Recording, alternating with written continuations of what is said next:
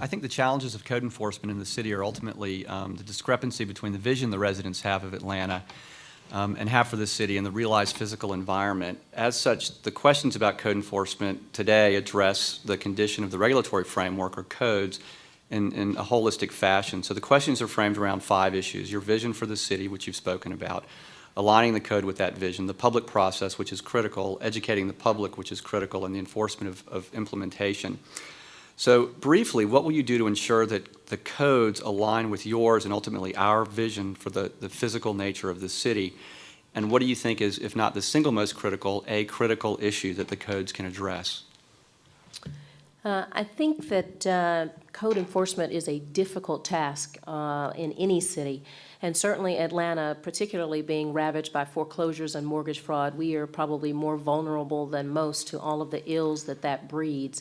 But this is America, and I believe that we should not be dictating to people how they build their properties. We can dictate as a community how we want our properties to be and how we want to live in the city of Atlanta. So I would tell you that I believe in choice. I want to make sure that we have a framework that the city in fact can enjoy and that citizens in fact can agree on.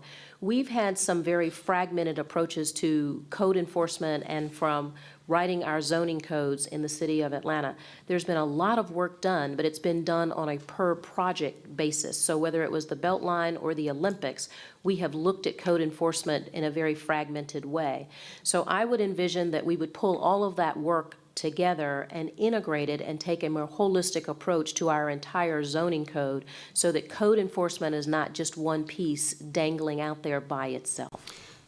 So following that up, what specifically would you propose as a way to reorganize the current code? And to get even more specific, maybe there's one section that you could use as an example as a way that you might change this.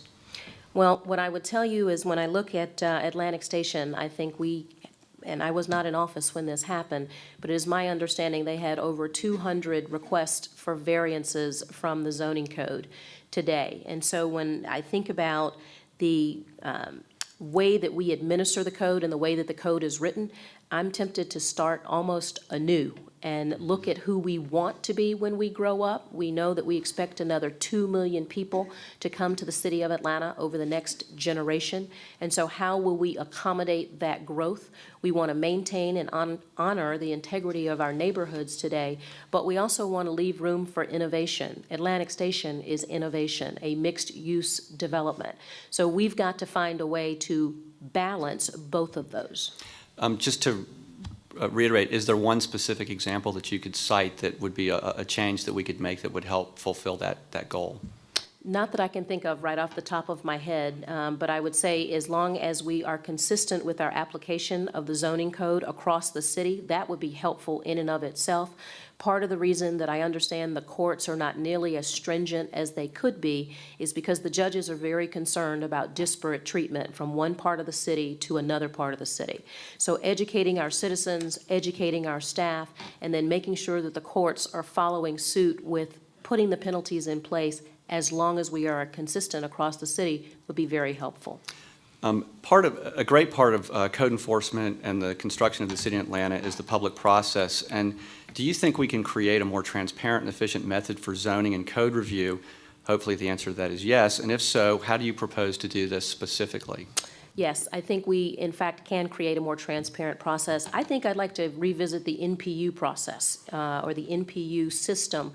We are the only city in the country that has this system. It blankets the entire city. It is the public distribution channel of information coming up and going back down. So I think if we use that system to educate our citizens, to make sure that they understand what the processes and what the processes are and what the code says, that would go a long way to making things a lot better in the city. So if I understand correctly, you're saying you believe that the fundamental issue we need to deal with is education and not a systematic reorganization of the public process. Well, I'm not saying that you wouldn't reorganize the public process, but we have a good system in place. It needs to be updated for sure. It needs to be more accountable for sure. That does not necessarily preclude reorganization, but I haven't studied it enough to tell you I would reorganize today or ask a commissioner to reorganize today. Okay, thank you. And that does lead us to the next section, which is education. Do you have specific ideas or a strategy that you would put in place if you're elected that would create an educational process for the general public? Again, I would use the NPU system and APAB, which is the overarching NPU board, if you will, for lack of a better term, to educate the public. I think we would have, for those who are not, or we could put some of it on the internet as well, on the city's website.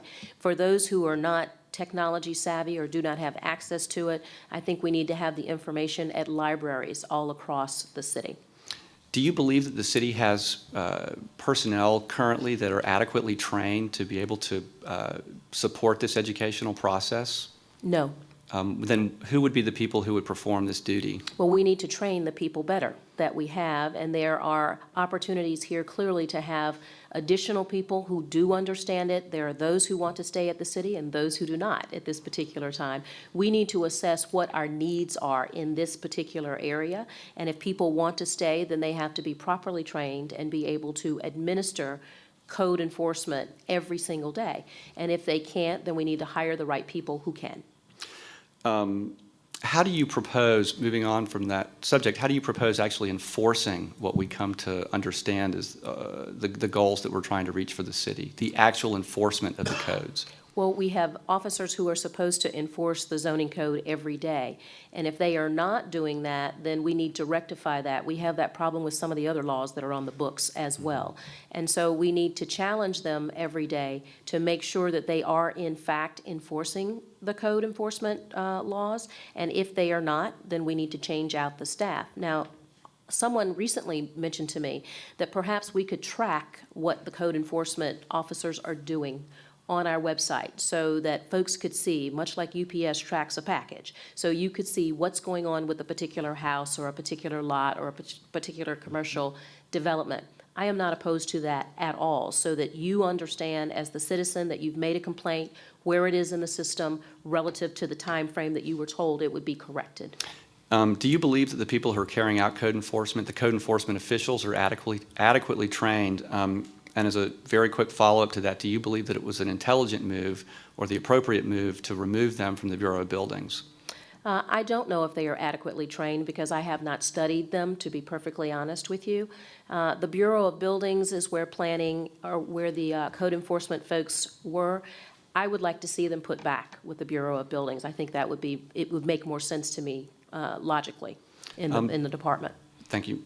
Code enforcement issues interestingly range from everything from broken sidewalks to entire mixed-use projects, and we have issues surrounding the sort of problems of repair and development. What are two of the most important issues that you see in the city that you would address first and foremost in terms of enforcement? Right. Abandoned homes and buildings is probably the worst that I have seen because you see that in every community. The last firefighter that died in the city of Atlanta died in an abandoned home. A homeless individual began to live in that home. He inadvertently knocked over a candle. The house burned down. The firefighter died. So when I see that, when we all see that, it is abundantly clear that it decreases property values in the neighborhood, and that is a hotbed for illicit activity. So that in and of itself creates problems all across the city, in that neighborhood and all across the city. So abandoned homes and abandoned lots that are growing up, the weeds, the grass growing 10 feet high, those are the two things right off the bat that would revitalize our communities if we could in fact get those lots cut, get those buildings either taken down or get families living back in the homes to bring them back online. Yes, ma'am. And as you know, the biggest challenge in that area is finding out who actually owns the property. So what would you do to help facilitate the location of property owners? We have a process in place today. I understand it is fairly cumbersome, and so we need to streamline it. I don't want to take anyone's home or anyone's property that is maintaining it properly, but if they are not, I have no compunction whatsoever about taking it. Thank you.